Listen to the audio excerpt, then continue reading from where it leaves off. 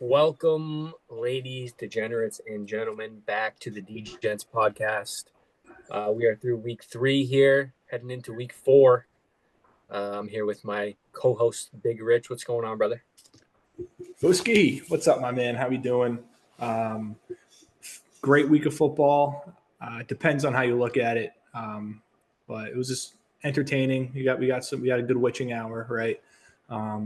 But as you can see, I'm wearing my Red Sox gear tonight. Big one. I know we talk about football here. We talk about football on this podcast, but massive week for the Boston Red Sox coming up here. So hopefully they can get some wins down the stretch here and clinch a playoff spot, and maybe make it to the divisional round. And then Roman Anthony can come back. One can only hope. But yeah, that's where I'm at. I'm all football, but this week's big Red Sox week. Yeah, no, 100%. We got to string some together. I think we're 1 game up in the wild card right now, and we got 6 or 7 games left. 6 games left. 6, it is. Yeah, into September. Yeah, I'll tell you what, football is the clear number 1, but I would go 2A and 2B, playoff baseball, playoff hockey are absolutely, especially when your squad is in it. I love that shit. Oh yeah, 100%. 100%. I've been watching a lot of Red Sox this year, so I'm heavily invested. So please don't let me down. Need it. Yeah, we need Anthony back. We lost a lot of juice when he went out, but oh yeah, big time. We'll see if the boys can't hunker down and get a few wins here down the stretch. Please, I'm begging you. Yeah, hell yeah. But it was a good week. As we mentioned last week, I went to the Pats game, which we will get into. Obviously, not a great watch. We all know what happened. But let's start running through this slate from last week. Some of the scores. Obviously, we started Thursday night, Bills-Dolphins. A lot closer game than I'm sure a lot of people expected. 31-21 for the Bills. The Dolphins showed up. I can't say I expected that, in Buffalo especially, but they did. They showed up. They made it a game for at least the majority of it. And, so Dolphins have a little bit of life, but the Bills go to 3-0, and they take a firm lead in the division with 2 0-3 teams in New York and Miami, and then the Pats at 1-2. Yeah, there was never really a doubt. This was always a Bills division. Not shocked for them to have a 2-game lead through 3 weeks, but the Dolphins did show up to play here. 10-point loss. They covered the closing line of 12.5. But I think that might be the best that the Dolphins got. Honestly, they put everything into this one and came up 10 points short, and I'll be looking to fade them this week. I'll tell you that. Yeah. I mean, again, I didn't expect them to win this game. I really didn't expect them to keep it as close as they did. Yes. As much as they got up off the mat after starting 0-2, still kind of the same shit. Overthrows to Tyreek and just mistakes, just like sloppy mistakes where pros should be making those plays. You know what I mean? Like, yeah. Simple stuff. And the Bills are the Bills, still wagging. Well, absolute wagon. Yeah. All right. Let's stop delaying the inevitable and just get into the Steelers-Patriots game. Yeah, let's hop into it. I was first row in the 300 section, right on the 50-yard line, so prime viewing experience, really. For fantastic seats. If you're looking to spend less than $200, that's about as good as you're going to get. And I don't know. It was a rough watch, man. Obviously, we had the 5 turnovers, 4 fumbles, 2 from Mondre, 1 from Drake, and then 1 from Gibson. In my opinion, we lost this game. The Steelers did not win. I think that's a pretty obvious statement for anyone who watched the majority of this game. Drake did not.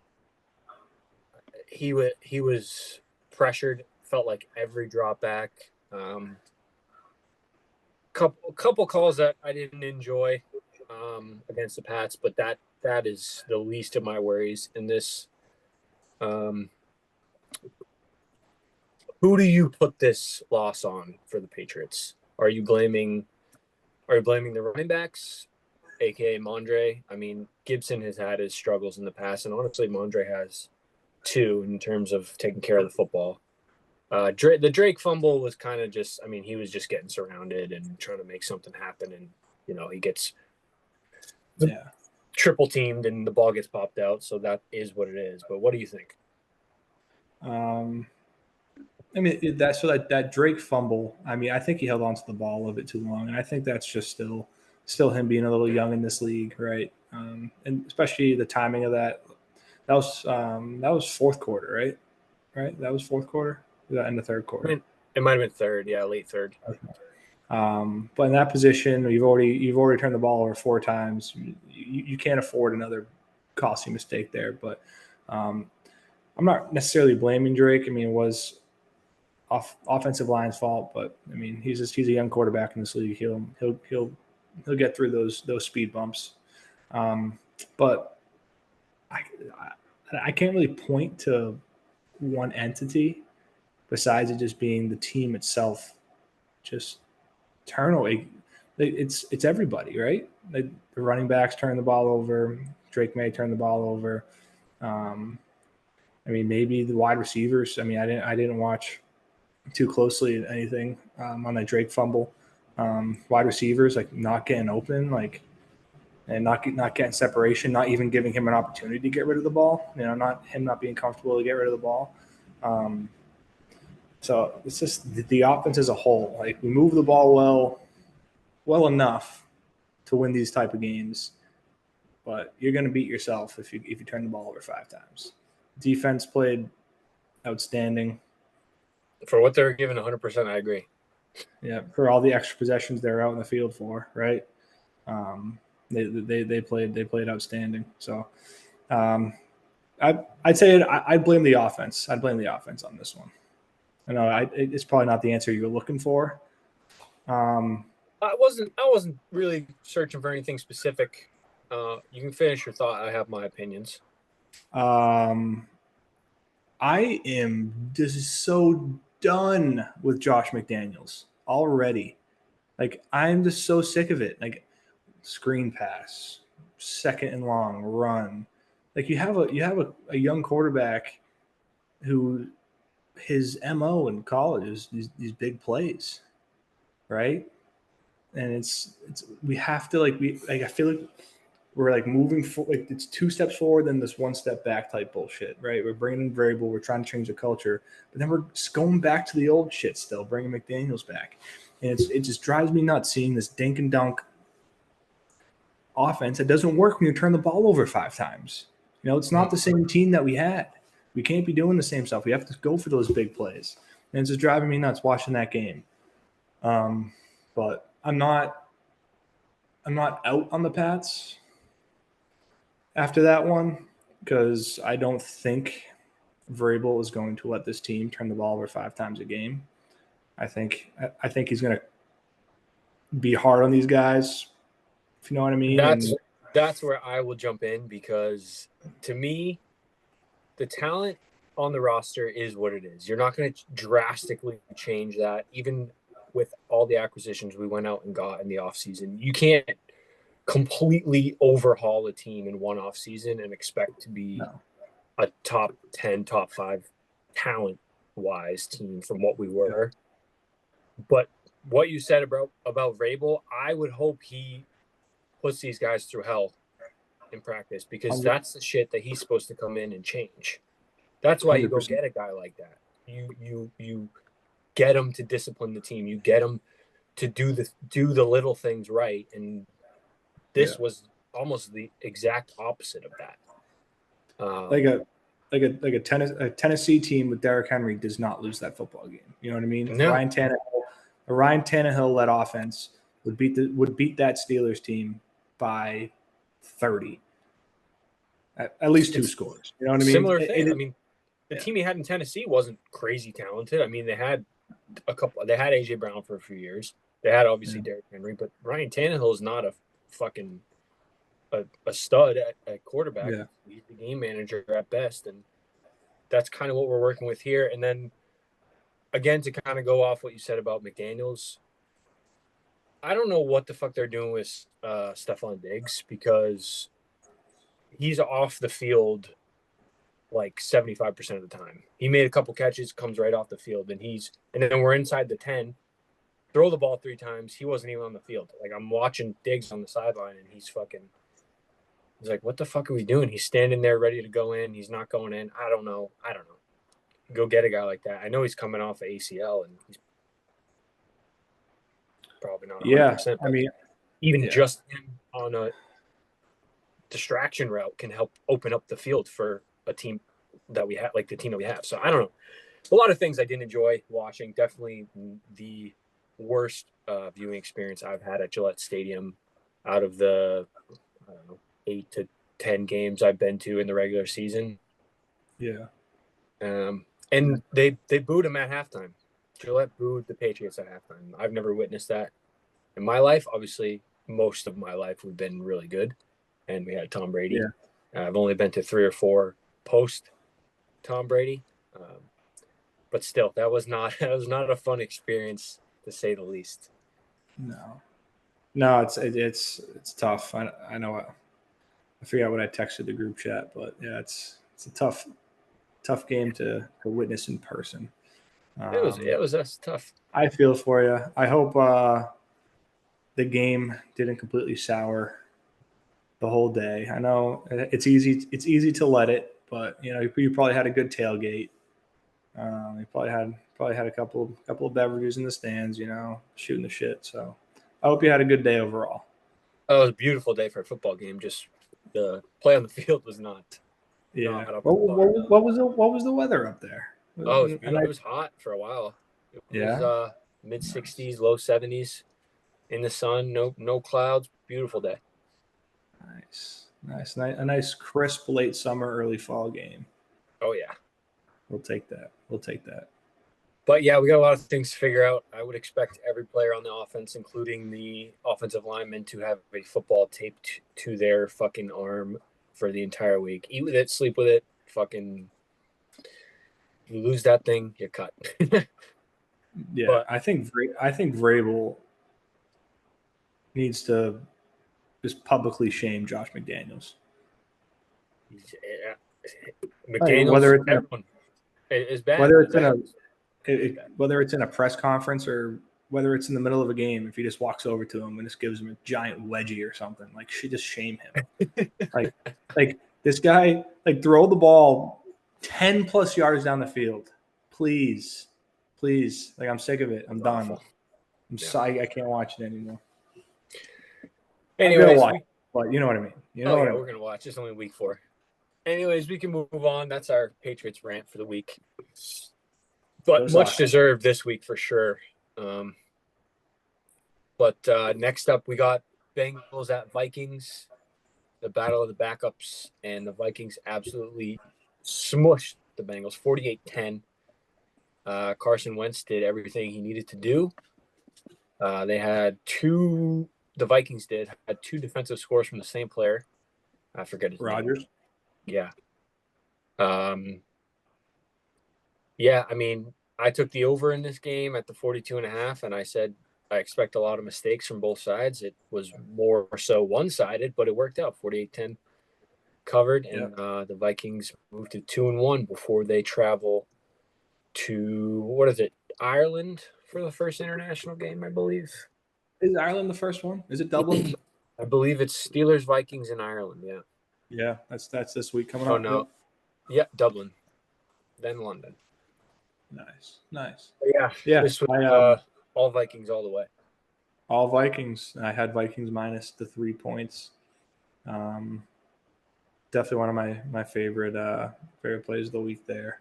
Happy that cashed. I mean, I definitely didn't foresee the blowout that it was, but I figured Minnesota would take care of business, which they did. Oh yeah. Yeah, Carl Wentz. Let's see, can he hold on to the job? What do you think? I don't know. I mean, we talked about it a little bit ago. It was weird how J.J. McCarthy played the rest of that game, and now he has a high ankle sprain, out for 3 to 5 weeks or whatever. And they have back-to-back games overseas. The Vikings do, Yep, and JJ is traveling with the team. It's a weird scenario that I'm not buying it. I think it's more than just the injury. I think he looks really bad, and Carson Wentz. I think he could win this job. Say they sweep overseas and they're 3-0 after the. Why can't I think of his name? I just said his name. The quarterback. They got hurt for the JJ. Vikings. JJ. Yes. So if they sweep overseas and they're 3-0 after the JJ injury, then yeah, I mean I can see them sticking with Wentz. 100%. No, I if, it, agree. if you're I winning think if you're winning football games, why change? yeah, no, So 100%. so, so yeah, We will see though. we'll Um, see. We'll see. I also heard that the Steelers tried to travel early for Dublin, and the NFL didn't let them because they wanted both teams to be there at the same or get there at the same time or something. I heard that today. I don't know, which is kind of weird because the Vikings Um, would be staying over, and like the Jags always stay over when the other team, like the opponent, isn't necessary. I don't know. I just thought that was weird to hear. yeah, it's weird. It's very strange. I don't know why that would be the case. I mean, I haven't heard that. I haven't seen that, so we'll see. But very strange. Very, very strange. Yeah. Next up, Colts Titans. Colts 41, Titans 20. Um, this one was not really in question. Again, I was at the game, so I was mostly watching the updates on the scoreboard, the jumbotron, which is fucking awesome at Gillette. That thing is massive. Hell yeah, that thing is sweet. The new one, yeah, it's sick. That thing is sweet. Um, yeah, I don't know. Cam Ward is just getting destroyed back there, and he's just doing his best just to stay alive. But he's made it through week Yeah. 3. It hasn't been Yeah. awful. He just doesn't have much to work with, obviously. Yeah. I mean, he's definitely had his ups and definitely had his downs, right? I remember looking at the box score early on in that game before I started watching, and he was like 1 of 8 passing or 1 of 7 passing. So he came off to a very slow start, but he finished 23 of 38, 219 and a tutty. So he figured it out, but I mean, too little, too late at that point. Jonathan Taylor walked all over this Titans team, and Yep, 3 tutties. yeah, I was on the 3.5 on the Me too. Titans, and didn't work out in our favor there. Fuski did not work out. Yeah, I might be down with the Titans a little bit here. Yeah, I I might take don't a want to break. quit them, but I think I have to. It is, especially we'll get to it this week. Ward got sacked 4 times this week or last week. He might get sacked fucking 10 times this week against the Texans. But Yeah, you could. We'll get but into yeah, it. Colts are fucking legit, huh? I need to see one more game for me to say that. They look good, Yeah, better yeah, than I feel you. expected. They got the Rams this week. If they beat the Rams, I will say they're legit. Yeah, I need one. defense. I need one. I need one more game from them. Yeah, that's fair. I mean, they played a mediocre Dolphins team week 1. Good win against the Broncos, even though some bullshit at the end, and then obviously Titans not great, but defense is playing well. Jonathan Taylor's chugging along, and Daniel Jones is doing all the right things. So Yeah, the record of their 3 opponents combined so far is 1-8. So they need to play the Rams. And who else do they got coming up? I'm just interested to see who they have coming up here. They got Rams, Raiders, Cardinals, Chargers, then the Titans again. Kind of a cupcake schedule, to be yeah, honest. Chargers will The be Chargers are good. Then they got the Chiefs later in the year, and the Seahawks, Niners. But kind of a cupcake schedule. But I need them to beat the Rams for me to say anything too crazy. no, that's fair. That is definitely fair. Speaking of the Texans, 17-10 Jaguars beat the Texans in Jacksonville.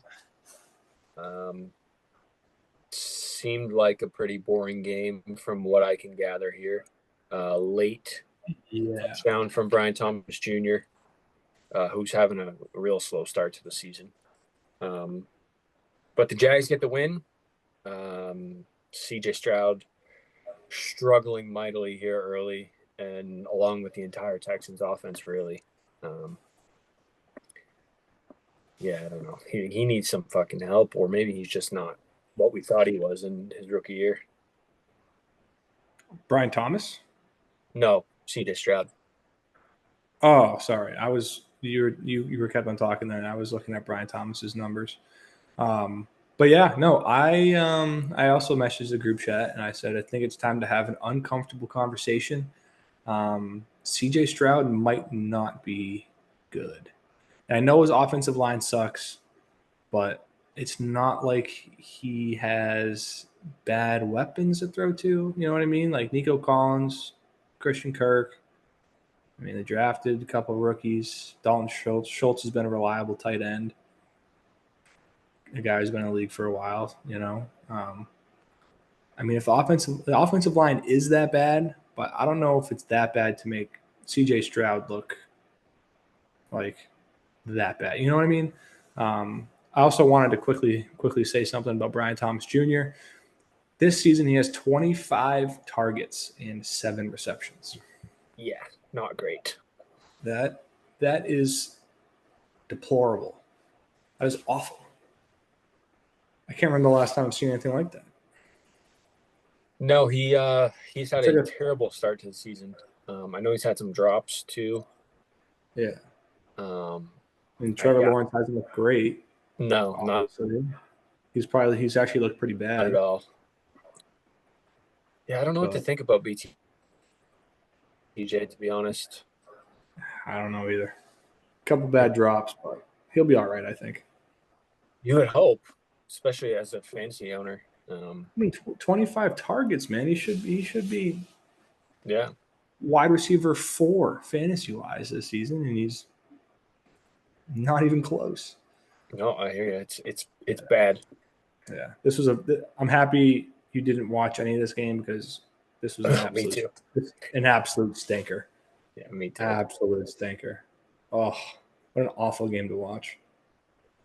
Speaking of a stinker, stinker Oh, for the back to back to Falcons back fan. stinkers. Yeah, Panthers 30, Falcons 0. I don't think many people saw that coming. I know it's a divisional matchup, but wow. Speaking of bad quarterbacks, too, Michael Penix had a terrible game.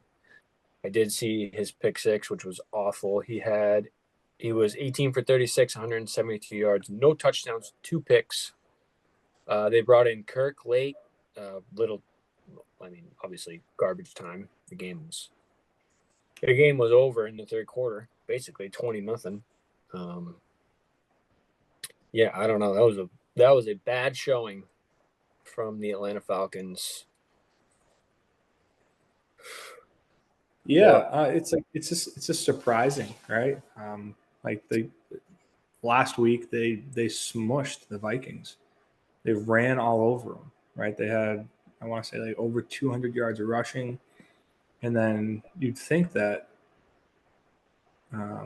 they'd kind of have a similar game plan against this Panthers defense, right? Just run it down their throat, control possession type of game. And the Panthers will just beat themselves at that point. But wow, 30-0.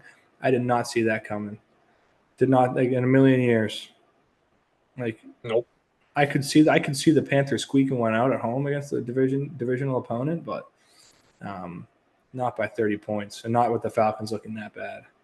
Right. I lost my over. I had over 43.5. And if before the game you told me the Panthers scored 30 points and I lost that over, I'd say you're smoking dope. I'd say you're smoking something strong. Yeah. But yeah, no, I did not see that one coming. Michael Penix might also be bad. Yeah, that was not good. We'll see. We'll see. You got a $100 million quarterback on the bench. Bring in Kirk. Honestly, if he done another showing like that, have to. Yeah, the over was I believe that over was one of your season long picks. And that's a tough loss, but the good news is I went 1-2 in those picks with the over in the Pats game and the Cowboys. I put them in as plus 1.5, but it didn't matter because the line flipped before the game and they got smoked. So Yeah, they got steamrolled. yeah, we'll get to those later when we run through the slate. But next up, crazy finish: Rams Eagles 33-26. The final ends with a blocked field goal by the Eagles, returned for a touchdown by Jordan Davis. If you had the Rams spread, I'm very, very fucking sorry because that was a brutal way to lose it. Brutal. Because they didn't even have to return it. But when a big man gets a chance to take the ball to the crib, he's going to do all he can. Yeah, he's I don't going to blame take him it. for it. Yeah. Oh, not at all. 100%.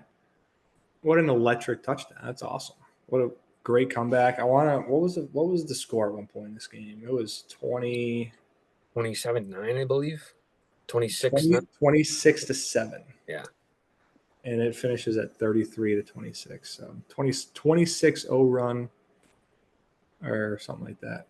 No, it wasn't. Well, that's not what it was, but yeah, it was 26-0 run for the Eagles to close that one out. And yeah, what a phenomenal way to end that game. Yeah, I mean, two good teams here. The Rams just kind of lost it down the stretch again. I was walking back to the car and I was like, I had the Rams in a Rams spread in the parlay, and I was like, oh, we're good here, you know. And I was looking at the other ones. How am I gonna lose this? And then got a text in the group chat, and it was heartbreaking. But Yeah, Eagles find a way to win again. Yeah, no, I was actually my older brother. I was watching the games with him, and he had Rams plus 3.5. And he saw the block kick, and I forget what he said exactly, but he wasn't like upset. And then he saw Jordan Davis start going to the field. He was no, no, no.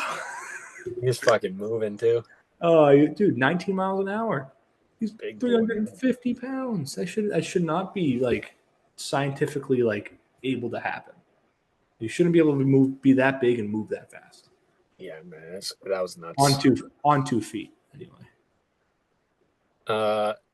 Next up, Jets at the Bucks. Bucks, another game-winning drive from Baker, 29-27, and we had more. This week was all crazy special teams plays all around the league. It was punt returns, blocked field goals, fucking kick returns, everything. Yeah. Jets, I believe, what did they do? Blocked a kick. Yeah. So yeah, blocked a field goal, returned it for a touchdown to go up 1, and then Baker drives him down the field for the game-winning field goal. 3 weeks, 3 game-winning drives for Baker. He's a dog, man. And the Jets go to 0-3 with Tyrod Taylor giving them a chance to beat a pretty good Tampa Bay team. So yeah, Jets 0-3. Very well could be looking 2-1. A couple things go their way. Yeah, right. Week against the Steelers. Yeah, I don't think the Jets are good, but I don't think 0-3 reflects their team. So that was an electric finish. That was a fun one to witness. Yeah, man, can't give Baker too much time. No, it's crazy. It's a cardinal sin to give Baker a minute plus. It's crazy, man. It's 3 weeks in a row. It's insane, absolutely insane. Next up, Raiders at Commanders. Mariota takes care of business, 41-24. Commanders win and cover easily. Man, I'll tell you one thing. Ashton Genty is in hell with this Raiders offensive line. It is bad. 17 carries, 63 yards, and a long of 18. So really, without that long run, he's averaging like 2 yards a carry at best. Yeah, it's bad. Trey Tucker, 8 catches, 145 yards, 3 touchdowns, which is fucking insane, and they lose the game by 25 or 15. I mean, 17. Whatever. I can't do math right now. It's been a long day. If we gave you a couple more tries, you probably would have guessed it right. But fuck. Yeah, Uh, this is a kind of a back and forth game. Commanders getting out to that lead and kind of never really giving it back. And the Raiders scored a couple touchdowns late to make it a little closer, but a lot of points. I had the under. Awful read. I figured Geno and the Raiders would struggle, and then Mariota and the offense wouldn't be as explosive. But I was wrong. They crushed that over, and yeah, Commanders look good without Jaden. Hopefully he can come back healthy. yeah, yeah. I don't know exactly what his status is. Still, he was questionable going in. Probably questionable again Oh going yeah, this week, but good win for the Commanders. Next up was the shocker of the week and the survivor pool killer of the week as well. Browns 13, Packers 10. Packers blow a 10-point lead with 4 minutes to go. And the yeah, Browns they win it did. on a game-winning field goal. They did, and that was one of my bets in the season long competition. Browns plus 8.5. They closed at 7. Doesn't matter. They won the game outright. Oh yeah. Yeah, that was honestly a stinker. That game was a stinker until the last 4 minutes of the game. The last honestly minute and a half, 2 minutes. Um, I'm happy to see the Browns win. They deserve it. They've been playing fantastic defensive football for 3 weeks. It would have been a travesty if they ended up 0-3 with playing that good a defense. Um, I think the Browns could be a sneaky, like, I don't want to say playoff team, but like in the conversation come week 15 type team. Another offense is kind of brutal. I don't know. Quinshaw and Junkins coming back. I mean, maybe that brings some Had a light, good game, yeah. makes them a little more two dimensional, right? Defense is outstanding, and yeah, I think they could be a sneaky, like, miss the playoffs by a game or two. Wouldn't be shocked if they get that final wild card spot. Like, Bengals are bad; they're in the division. Steelers aren't that good; they're in the division. So I think they can get a couple of divisional wins. Um, yeah, Yeah. Jenkins had a good game. I could see the Browns playing spoiler. I don't know if they can make the playoffs. yeah, definitely a stretch, but their defense is good enough. Oh, 100%. Defense has been playing great. I believe they're holding opponents to like 3.4 yards per play overall, which is first in the league, if not It's first, second, I believe. But it still, that great defense. absolutely. Packers sleepwalk game for the Packers. I think they'll be fine, but Yeah, they will be. you got to get up for everybody in that. It's the NFL, man. These are pros too. You can't just fucking walk in to a stadium and think you're going to win every game, you know? Yeah, they're pros. I mean, they're not as good of pros, but they're pros. I've You know, been saying about the Browns for a long time. far too long. Yeah. Far too long. Next up, Broncos at Chargers, 23-20 for the Chargers on a game-winning field goal. Broncos just keep finding dramatic ways to lose. Yes, they do. Fantastic game. Fantastic game. Yeah, well, it's good. Back and forth. That's what a divisional game is all about, right there.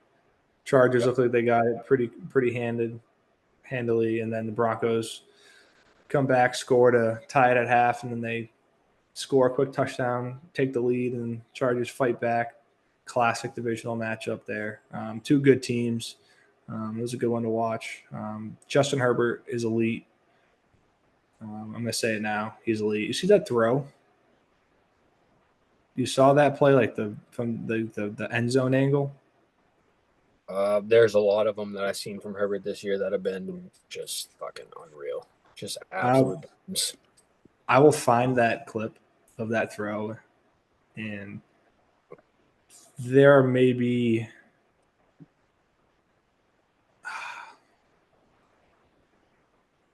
this might be one other quarterback in the league, two, that make that throw. Yeah, man. I And mean, it's like questionable that they do. Like that is absurd. I think they just, at least through 3 weeks, they've just let him drop back. I mean, he threw the ball 47 times this game, and he's been doing that the first 2 weeks too. Like, Yeah. they're letting him unleash the arm that he has because he's got the talent. Yep. And they got the wide receiver core. Yeah, Keenan Allen is fucking back to prime all of a sudden. Quentin Oh yeah. Johnson, and then Najee uh, out for the season in this game, obviously. But Hampton stepped up and had his first game of the year, first good game of the year, I should say. Yep. Very involved This, in this their game. this was in fact his third game of the season. It wasn't his first game of the year. Just get that out there. He did play football before this week, but he had a good game. Oh, whatever. But on the other side, you had Bo Nix, 14 to 25, 153 yards and a touchdown. And there was a couple throws late in that game that he just missed. There was a deep ball to Cortland Sutton. Adam missed the throw, a couple other misses.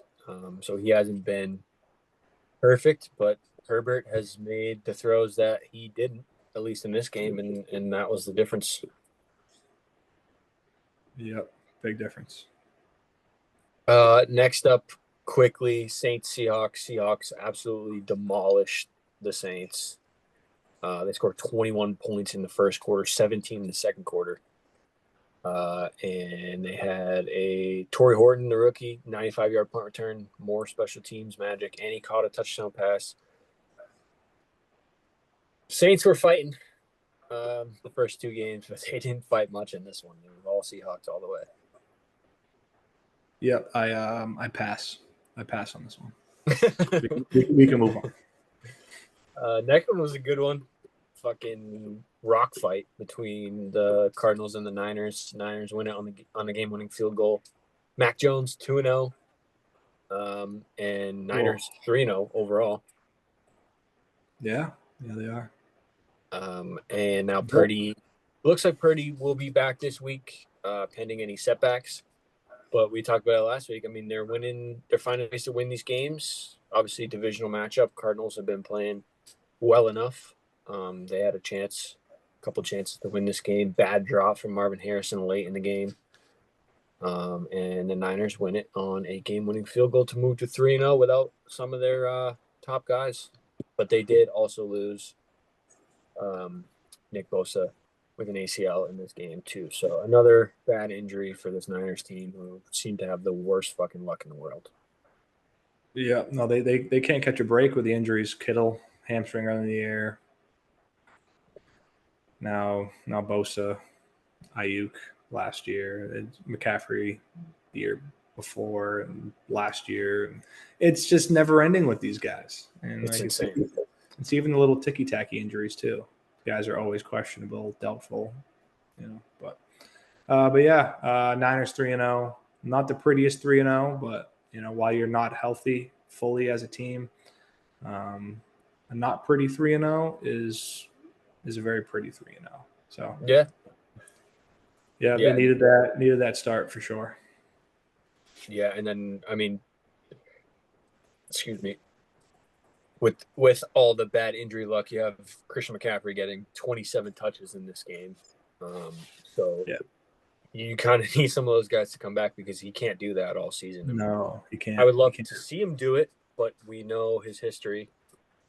And the more you use him, the more likely things are to go bad, especially on this team. It's just fucking, it's like a curse. But nonetheless, 3-0. Hopefully get their quarterback back next week. And I believe Kittle has one more week after this week on IR before he's eligible to come back too. So Yeah. It's 4 weeks, right? yeah. So he'd be out through week 5. Yep. He played at week 1. So 2 weeks. Yep. One more week after this week. And then if he's good, he can come back. Cool. Next up, Bears 31, Cowboys 14. Obviously, we had CD Lamb go down in this game. Looked really bad. Oh, we missed James Conner out for the year as well in the last game. A lot of big, significant injuries Yeah. this week. CeeDee I Lamb. don't. I don't Go want ahead. to say I predicted that because I feel bad, but I predicted that. Yeah. I mean, he's up Sorry, there. I think he's 30 or 31, and sorry, James. he's been a workhorse all his career. So that one was tough to watch. He got rolled up on Yep. awkward angle of the knee/ankle, and kind of similar with CeeDee Lamb. Although they're saying the CeeDee Lamb one is not as bad as it looked, but Yeah. we will see. He's definitely out for the foreseeable future. But I haven't heard anything about season ending for him. So that's at least a bright spot for the Cowboys because this game was not a bright spot at all. The Bears, Yeah. Bears, I've been seeing just a high ankle sprain for CD. yeah, it looked It's way not worse. good, but not season ending. Yeah, yeah. I don't know. Bears look good. We knew the Cowboys' defense wasn't great, but this was pretty bad. Caleb played well. 298, 4 touchdowns, no picks. Didn't get sacked, which is good for him, and he'll need that. Yep. He'll definitely need that. But dude, it feels like the Cowboys just need one piece on that defense. I know where you can find him, and he'll be in fucking being. He'll be in Dallas this week. Yeah, he will. That will be fun to watch, and we'll get to it. But yeah, Bears get their first win. Um, Tough one for the Cowboys, obviously. But bad loss and lose their guy on offense. Um, okay, Sunday night, Chiefs Giants. This was a snoozer. I fell asleep towards the beginning of the third quarter because it was a field goal fest, and I got tired of seeing Russell Wilson throw the ball 60 yards down the field to the defense. Um, so I decided to go to bed. But Yeah. Uh, Chiefs get their first win, and it was announced today we will be seeing Jackson Dart in Week 4. Finally, they play the Chargers. Yeah, you didn't see that? when did this come out? Earlier this afternoon, Jackson Dart will be starting Week 4 against the Chargers. So we do not have to see Russell Wilson at least for now. Um, yeah, Wow, so that's fantastic news. yeah, Tyrone Tracy hurt his shoulder in this game. He'll be out 3-ish weeks. And we also missed Mike Evans with a hamstring, also going to be out 2 to 4 weeks. But yeah, Yeah. there wasn't much to talk about in this game. Again, field goal fest early on. Chiefs did score a touchdown in the second half, 2 touchdowns actually. But 22-9 Chiefs, and they get their first W of the season. And then last night finished with a banger, 38-30. Lions win, 200 plus yards of rushing. 7 sacks on Lamar Jackson, which is incredibly impressive. Two Big touchdowns time. for Gibbs, 2 touchdowns for Montgomery. Um, this Ravens defense could be a problem going forward. I will say that. Yeah, I officially dropped them from one of my fantasy teams, the Ravens defense. They're not good. They're not good. No, I mean, They're not, they have good players, but they're I, not good. I will give them a tiny bit of slack because they played the Bills and the Lions in the first 3 weeks. Okay, Um, the Packers made the Lions offense look like middle schoolers. yeah, that could have been just week 1 too. Um, I'm not saying they're a good defense, but they did play probably the 2 best offenses in the league other than themselves. Um, Fair enough. Fair enough. Fair enough. You're too nice, so Fusky. that's a You're too tough nice. to go. And they were in the game too. I mean, sacking Lamar Jackson 7 times is fucking crazy. I don't know if that's ever happened before in his career. That's But they had him bottled up even when he was moving around and tried to run the ball. He got open field tackled a couple times by either Anzalone or Campbell, and that was something you don't really see ever against Lamar. So just the Lions played really well. I mean, Ravens still put up 30, but Can't give up 200 yards of rushing and not No, expect to win many games. no. Why the Ravens have scored 30 plus points in all 3 games and are 1-2. Yeah, So I mean, they'll be fine. I mean, they got a tough matchup coming up this week, but they'll be fine. They just got to figure out some defense stuff quick. definitely do. Yep. But that was week 3. Overall, pretty good week, I'd say. Definitely a good early witching hour. The late window wasn't as exciting. But a good Monday night game, which is always nice because sometimes those can get a little bit sleepy. Let's hop into week 4. I have a handful of plays that I like initially looking at the slate. We talked about it a little bit over text. Definitely some overreaction lines from this week, I would say. But let's hop right in. We got Seahawks Cardinals Thursday night football. Current line on DK. I believe the Seahawks opened as an underdog, but they are now favored by 1.5 with a total set at 43.5 in Arizona. I believe you have a play on this game. What are you thinking here? I like the Cardinals plus 1.5. I'm going to take the points, but I mean, even money line, at that point, whatever, But I like the Cardinals here. I think slight overreaction for the Seahawks here, just because I mean they beat a very, very, very, very bad team.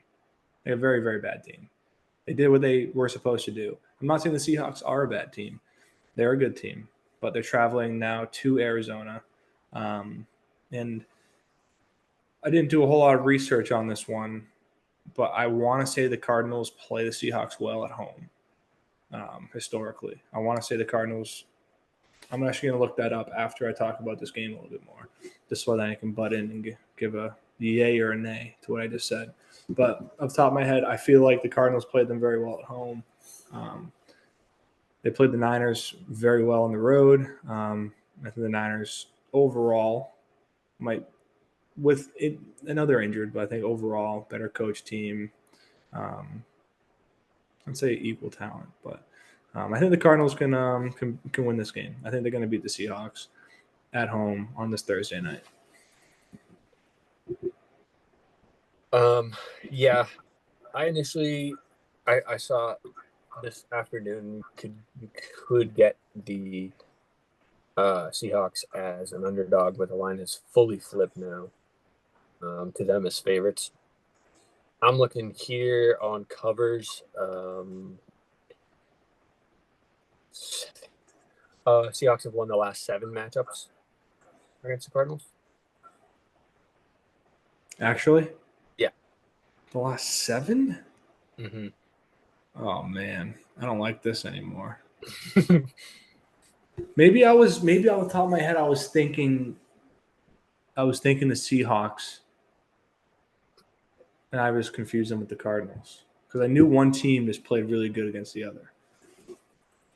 Oh man. Yeah, 8-2 to the Seahawks over the last 10. 6-3-1 against the spread for the Seahawks as well. I got nothing so far. Again, I initially lean the Seahawks, but I do also think it's a little bit of an overreaction. But also, I kind of look back at Arizona. They played the Saints, the Cardinals, the Panthers, and the Mac Jones-led San Francisco 49ers in their first 3 games. So although they're 2-1 and they played really close against the Niners, I don't know if they're really as good as we think they are. That's what makes me want to take the Seahawks, but I'm gonna lay off.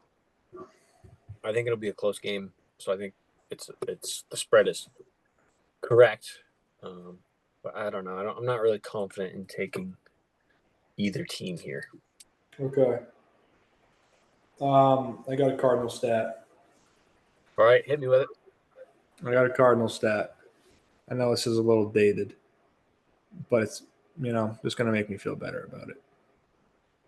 Cardinals are 42-31 against the spread at home as underdogs or favorites of less than 3 points since 2007.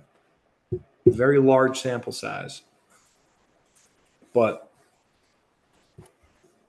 I'm taking it. I don't care. All right. Cool.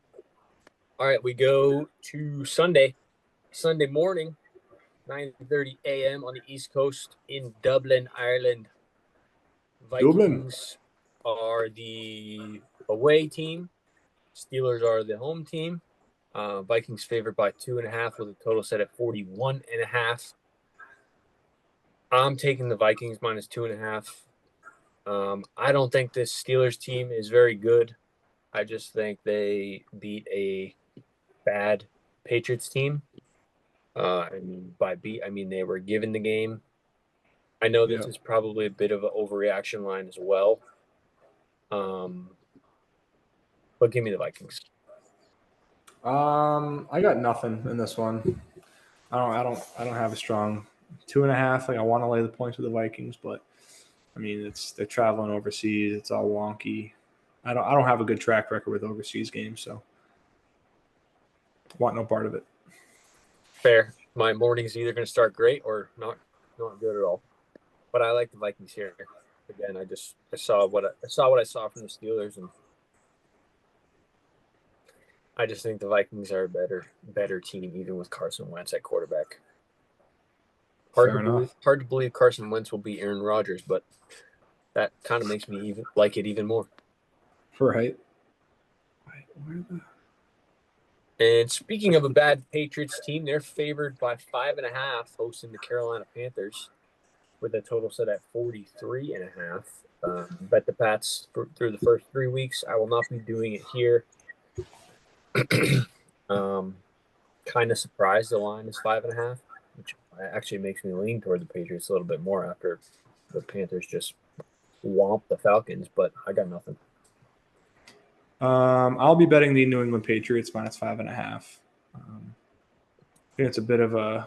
I mean, I don't want to say overreaction. I think it's I think a lot of people are going to be betting on the Panthers because they beat the Falcons. The Falcons might be a really bad team. Yeah, it turns out, which is not good for my future bet. But I just don't see the Panthers coming in to New England and playing as good as they did last week. I want to say that's a one-off, a game that is far out of the standard deviation of their ability. You know what I mean? I like New England to bounce back here. Right? They should have beat the Steelers by over 5.5 points at home. Given their turnover issues and all that, we talked about it already. But I like the Pats to cover the 5.5. I think the number might get a little bit bigger by kickoff. Yeah. No, again, the fact that it's 5.5 for the Pats makes me kind of like it even more. But I'm going to lay off. Get back to 500 here. Next up, Chargers at the Giants. Jackson Dart. Chargers -6. Total set at 43.5. I got nothing in this one. I want to see Dart play.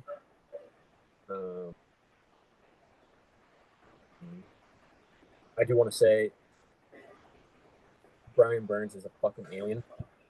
That play where he jumped up, it was in the first half, so I was still awake for it. But the play where he jumped up and kind of landed awkwardly on his right leg after deflecting the pass, it looked like he was literally 8 feet in the air. And then he went down a little bit because he kind of like hyperextended his knee, and he was walking off the field with the trainers, and he literally looks like a fucking alien. He was like he looked like he was 3 feet taller than everyone around him, and it was just, I just want to say that. But I would like to see Jackson Dart here before I take the Giants, and same with the other way. I don't want to lay 6 as good as the Chargers have been. You could get a spark from the rookie here. Yeah, exactly. Could be a spark here. I was out on betting on this game earlier because I figured Russell Wilson was playing, and which Russell Wilson are we going to get? The one that puts up 433 yards and 3 touchdowns, or the one that throws the ball to the defense? So I was out on it, but yeah, I'm still out on it. I want to see Jackson Dart play. Expect a little bit of a spark from the team. I feel like this is what the team wanted. But I don't trust it enough. I definitely lean the Giants though. Yeah, I'm rooting for him. I got him on my dynasty team, and I think for the skill players on the Giants, it'll be a boost again. Yep. Hopefully, we'll see. See what the kid's got. He's got swag. Can he back it up? We'll see. We will find out. Next up, Eagles at the Bucks. Eagles minus 3.5. Total set at 43.5 here. I'm taking the Tampa Bay Buccaneers plus a 3.5. Seems like they always play the Eagles well. So I'm going to take the 3.5. I think it's going to be a close game. And if it is close in the end, we know what Baker's done so far this year. See if you can do it again.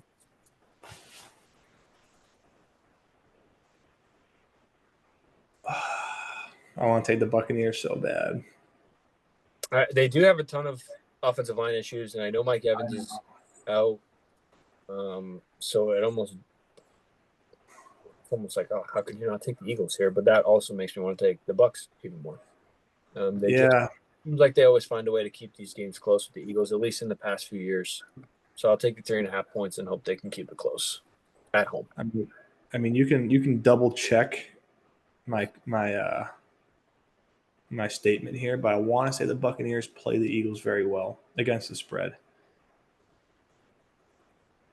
You can double check my. Yeah, let me look. You can. I mean, clearly my brain. Yeah, head to head last 10. Bucks are 6-4, 5-5 ATS. Okay, so they play them tough. All pretty close games. If you go way back, any outliers? So we'll say the past 5 games from 2021 to now, the spread was all within a touchdown, and it looks like they were 3-2 in that span. The Buccaneers? Yeah, 3-2 ATS from 2021 on. Okay. And they were how many of those games are home and underdogs? 4 out of 5 were home, and 3 out of 5. Bucks were only favored in 2 of the 5, and one of them was with Tom Brady. Okay, so was that the playoff game? Yeah, one of them was the playoff game, I believe. Yeah. All right, you talked me into it. Go Bucks plus 3.5. Oh yeah. Yeah, I mean, Rams played them good. I think the Bucks are a solid team too. Again, they have a lot of injuries. They've been shuffling the offensive line around a ton. Yeah. But hey, Wirfs should be back this week, I think. Yes, that will be a big help. And although Mike Evans is down, they got Ibuka's playing well, and the 2 running backs can pick up some slack, along with Sterling Shepard and the crew. Sure. Yeah, that might be tough with Mike Evans not being there, but I think they'll figure something out. Yeah, I agree. Next up, biggest line of the week, biggest line of the year. Saints go to Buffalo. Buffalo minus 16.5. Total set at 48.5. No, thank you. Normally, I would be all over a dog of 16 plus points in the NFL, but not this Saints team. Definitely not in Buffalo. We saw what they do on the road last week in Seattle, and it ain't going to get any easier in Buffalo. Yeah, I am. I'm not betting on this one, but just a quick stat here. Bills are 12-37 against the spread after playing the Miami Dolphins since 1998. So those are some solid numbers there. It's a trend. It's a complete trend bet. You're not betting on the teams that are playing this week. You're just betting on the trend of them playing the Dolphins the week prior, which is what it is. I'm not betting it. I think this game could get ugly. I think this game could get ugly early, and I think the Bills could pull some starters. Saints fight back door. I don't want any of it. Yeah, no thanks. Next up, Cleveland Browns at the Detroit Lions. This line was at 8.5 earlier. It's all the way up to 9.5 favored for the Detroit Lions with a total set at 44.5. It's moved, so this might make my yeah. I have Lions -6.5 written down. It was at one plus -150 earlier. It's at -174 now. I think this is a bit of a overreaction play. I know the defense for the Browns is really good, but they've also played 2 out of the 3 games at home so far, and their one game on the road was against Baltimore where they lost 41-14. Yeah. So I think the Lions will figure out a way to put up a good amount of points here. And now that it's 9.5, I don't like it as much, and I don't know if I want to lay that much juice at 6.5. But I'm definitely leaning toward the Lions. Definitely a parlay piece. I'll probably put Lions -6.5 in a parlay. Okay, so you're not playing the Lions -9.5. No, I wouldn't take it at 9.5. I was Yeah, willing to lay -150 at the 6.5. But 174 is a lot. yeah, But I do still like the Lions. I just think 9.5 it's moved a lot. So yeah. I saw it at 8 earlier. That was just 3-4 hours ago. So definitely some line movement. I initially leaned the Lions as well. I think their offense is too dynamic. I feel like the Packers kind of. It's not like their offense isn't dynamic, but it's a lot of just bully ball. The offensive line, Josh Jacobs running down their throat, and that opens up receivers and secondary play action and all that. Um, I think the Lions' offense might be too dynamic for the Browns' defense, I think that's where the Lions will score points on them. yeah, I lean that way, like you said. The spread's getting too big for me. We'll see. We'll see come Sunday if anything changes. yep. Next up, Commanders at the Falcons. Commanders -1.5. Total set at 44.5. Obviously, the status of Jaden Daniels is still up in the air. Yep. So I got nothing here. What do you think?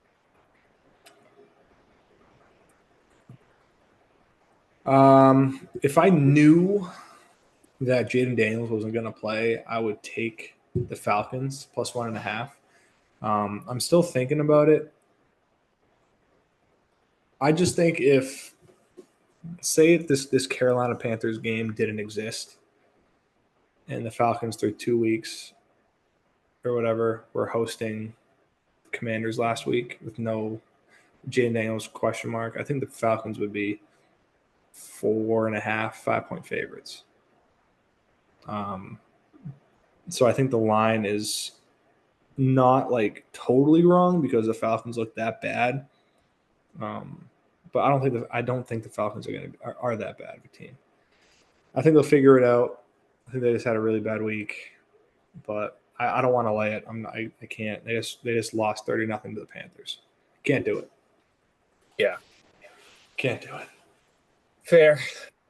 Next up, AFC South matchup: Titans at the Texans. Texans -7. Total set at 38.5. Definitely the lowest total of the week.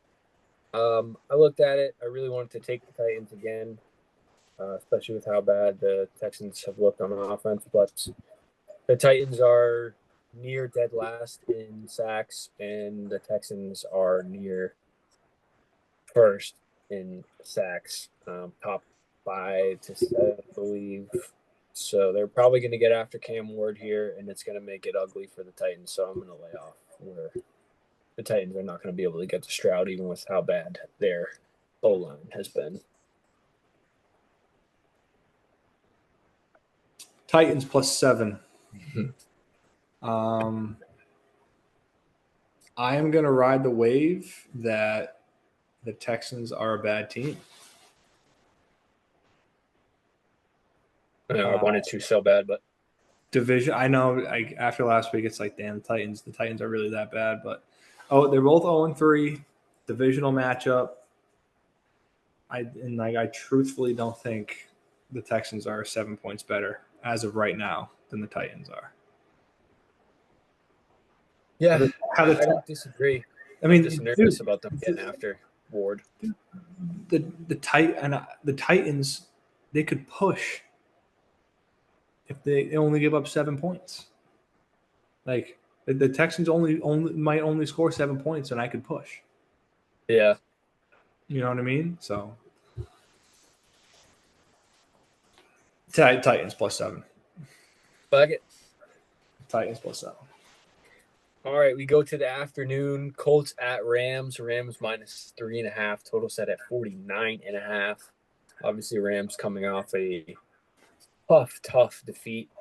And the Colts are still rolling.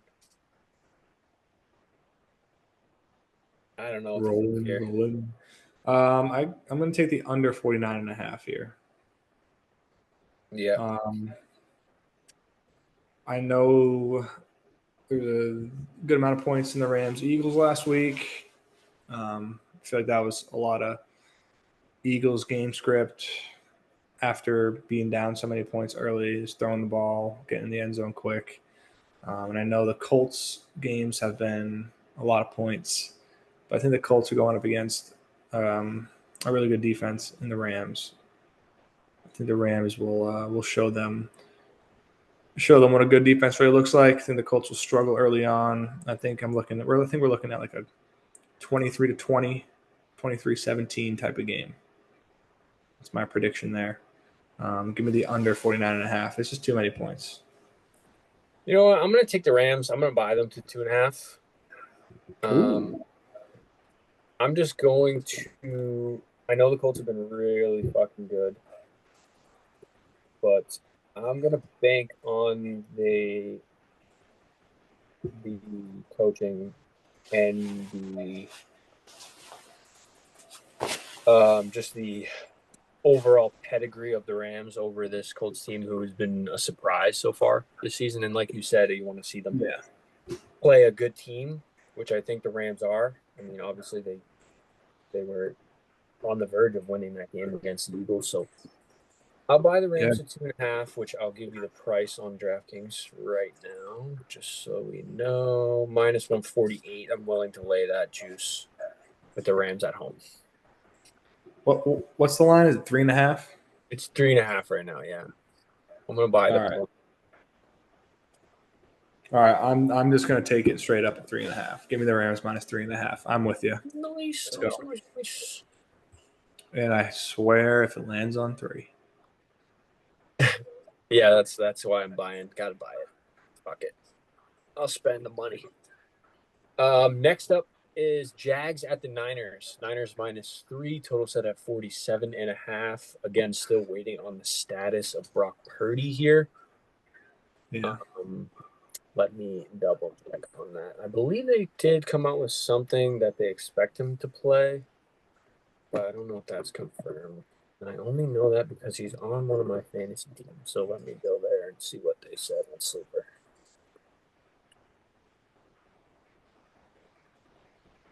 I'm out on this one. I don't like it.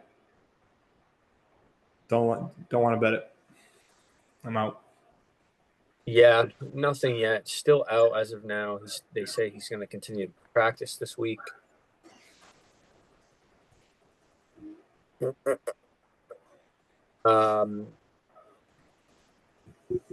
going to take the Niners. Oh, -3. I'm going to buy it to 2.5 as well. There's no point. If it's at 3, it won't be that big of a price. Which again, I will tell you the price.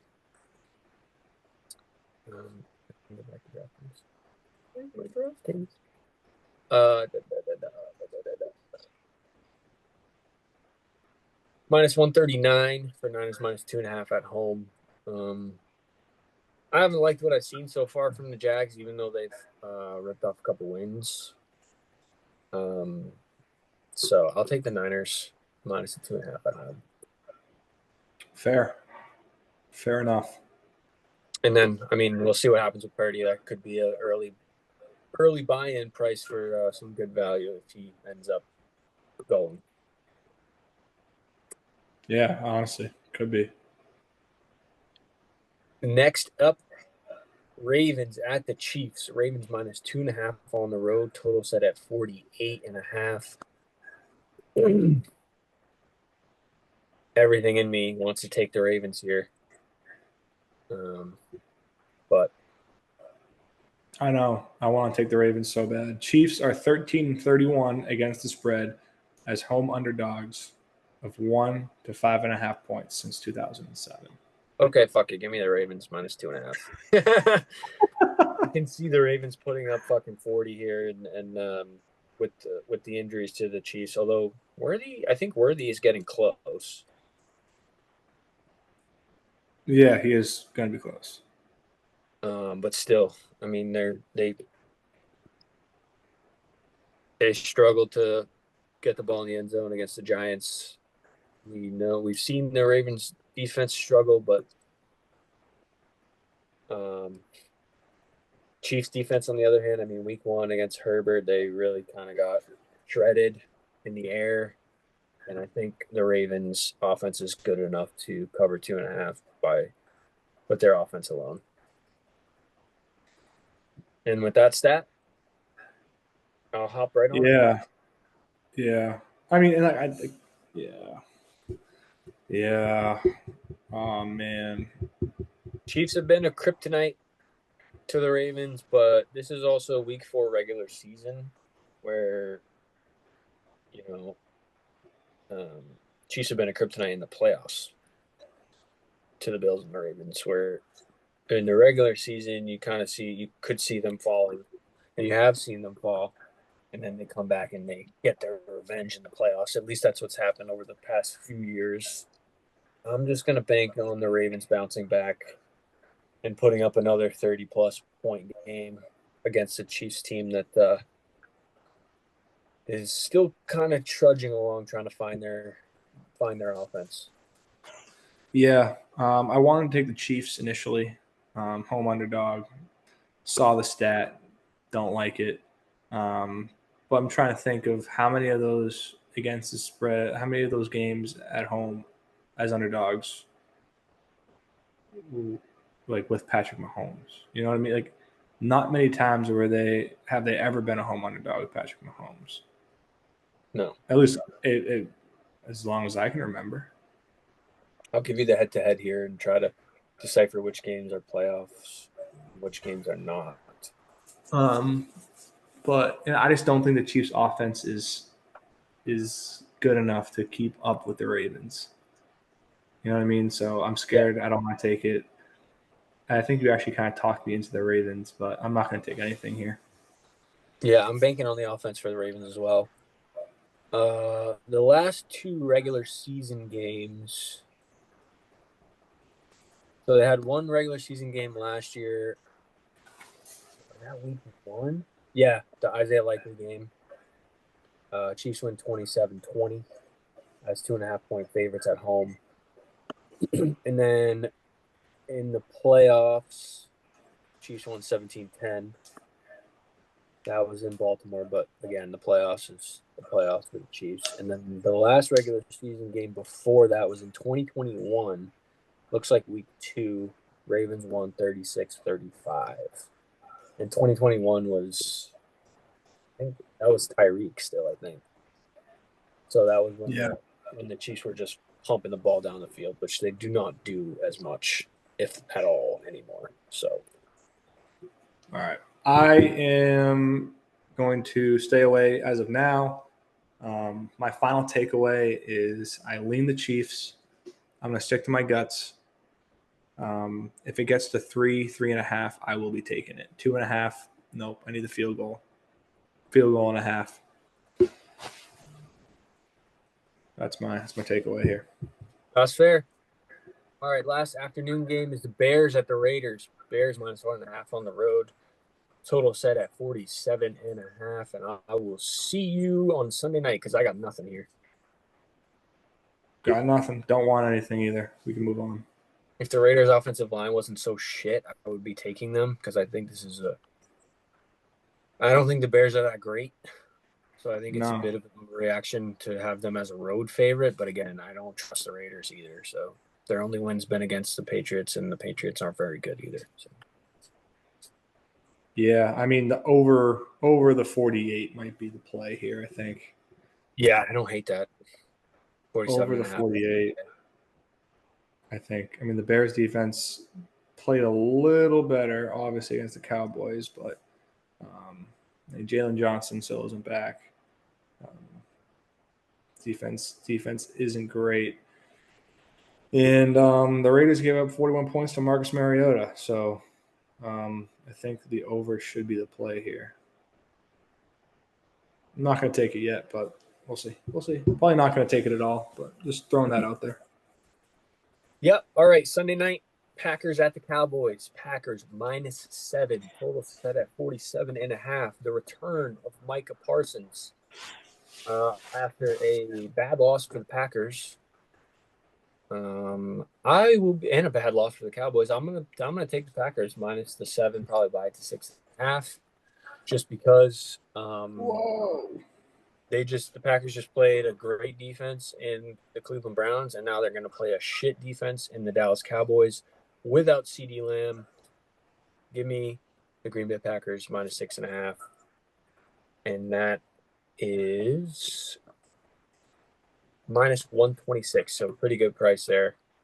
I love it actually. Yeah. So that's a bet it, don't think twice type of play. Yes,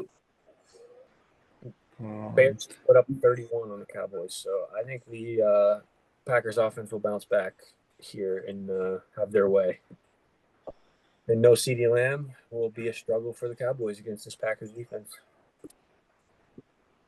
A game that each team should get up for, but I think the talent outweighs the motivation in this one for the Green Bay Packers.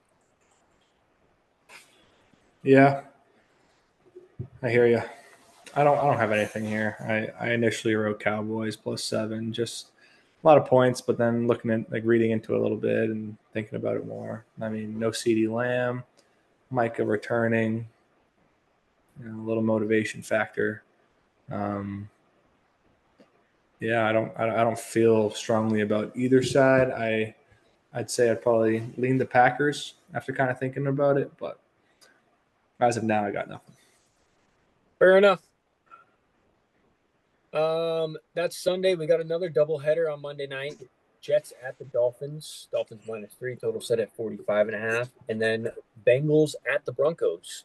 Broncos -7.5, total set at 44.5. Are they both? Oh, never mind. Never mind. Don't listen What? to me. No, don't listen to me. Move on. Let's go. I actually wrote down a couple things that I liked early on here, not official plays. I like the over in the Jets Dolphins game at 44.5. Both pretty bad defenses in my opinion. Yeah. Especially if Fields is playing. He should be out of concussion protocol by Monday, you would think. Okay. And then I'm going to hop back on the Broncos. They've had a couple tough losses here. It's moved up a little bit. I'll probably take them at 6.5 at home. I think they get their first convincing win against a Bengals team that is hurting bad right now without Joey B. But again, these are Monday plays. Things could change. You never know what could happen. But those are my initial leans, and I do like them a lot. So I'll probably stick to my guns there. Yeah, my initial lean is Jets +3. The over 45.5. Yeah, I really like the over in that one. I think there could be some points scored there. I lean the Bengals +7.5. And the total 44.5. I could see it going either way there. I don't like either of those, either side there. But I don't know. Like the Bengals just got steamrolled, and like if we're looking back at the two defensive touchdowns for the Vikings last week against the Bengals, I mean it was a tipped pass, and then in individual an individually great play by Rodgers on the defense. The punch out, like, you know what I mean. So I don't think there was much the Bengals could have done with those two plays. And I think at that point they just were just flat. And they were driving a little bit on that drive to get it to within a score, and that happened. I think that took the air out of their sails. So I don't think the Bengals are going to be this bad. I'm actually going to play the Bengals plus 7.5. That's an official play for next Monday on this Tuesday. I'm all in on the Bengals next week. Actually, plus 7.5. Let's go. Let's do it. Fair. Yeah, I feel like again, they've had two tough losses on kicks, the Broncos have, and I feel like they haven't really played to their full potential offensively. Bo Nix hasn't had a great game yet. Really hasn't had a couple okay games. Yeah. And this Broncos defense is supposed to be one of the best in the league. So you'd think they show up at home in prime time. But we'll see. I think I'm definitely going to play the over in the Jets Dolphins, and then the Broncos is just a lean as of right now. Fair enough. Yeah. Okay, that's it for Week 4 slate. But before we get out of here, we have our season-long bets. We mentioned a little bit earlier, I went 0-2 with the over in the Pats game and the Cowboys spread, which didn't matter because they got smoked. Whether they were underdogs or favorites, didn't even come close to covering.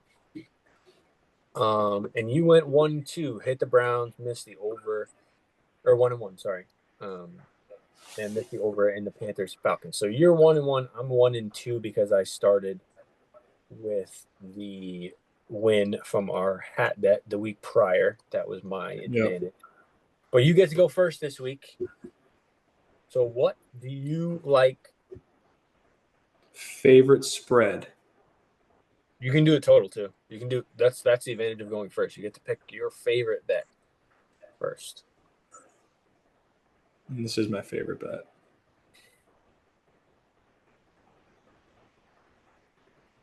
The Bengals plus 7.5. On a Monday night. All right. I'm taking a Monday nighter. I honestly, when we were texting earlier, I didn't make it all the way to the Monday night games, so I didn't know the line was 7.5 until right now. And I saw that, and now I'm beyond ecstatic to get the Bengals offense without Joe Burrow, but I think Browning can get it done. Go ahead. Oh, I'm done. You're good. All right. I am also going to take a spread. This is one of the ones that I bought later on, but I'm not going to buy it. We'll just get it where it closes for the purpose of this. It's going to be the Niners minus the 3. Again, I don't really like what I've seen out of Jacksonville. Buying in early on hopefully Brock Purdy playing, but I still think the Niners get it done, even if it is Mac Jones. So give me the Niners minus 3 at home. Now I go for a total. You gotta get a total now, brother. All right. I played the Rams Colts under, but I'm gonna go elsewhere here. All right. Bears Raiders over 47.5. Got it. All right. I guess I'll add that to my playlist then as well. My total will be okay. I'll take a Monday nighter too. I'll take the over in the Jets Dolphins game. 45.5 right now. The one I like the most. I didn't really like any of the other ones, so fuck it. 2 Monday nighters to settle it. Yeah, I mean, honestly, out of all the totals this week, I didn't really like a whole lot. So didn't really bet many totals this week, but I do like that Bears Raiders over for sure. Yeah, Jets Fins was the only total I had written down. Yeah. Anyways, and we both got a Monday nighter. It's rare. It's rare for us on the podcast. Yeah, not this early at least. I mean, sometimes we tweet them out, but yeah. All right, cool. So you technically have the lead here to start. I went 3-5 on my regular picks, and then 0-2. So technically 3-7 last week. Horrible week. Yeah, I went 2-3. And I went 3-4 the week before, so not a great 2-week stretch, but I had a great week 1. So let me just double check my NFL.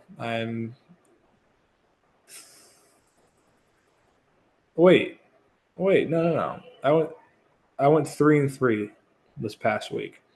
I forgot I took the Giants in Kansas City under 45.5. Oh, nice. Yeah, that So I was went 3-3. I mean, not great. I mean, I'll never be happy about 3-3. I'll be content with it as of now, but that puts me at a 13-10 on the season. Yeah, I'm at 9-13, so I got some work to do. Yeah, we all got some work to do. All right, bro. Locking it in. Good luck, everyone. Week 4 is upon us. Follow the socials. I've been posting a handful of clips. I got the TikTok back up and running because I forgot that I made a TikTok before this. But yeah, like, subscribe, leave some comments and feedback, and we trudge along in this NFL season. Yep. The show goes on. Go Sox. Go Sox, baby. Week 4 football. Good luck, everybody. Let's have some fun. Peace.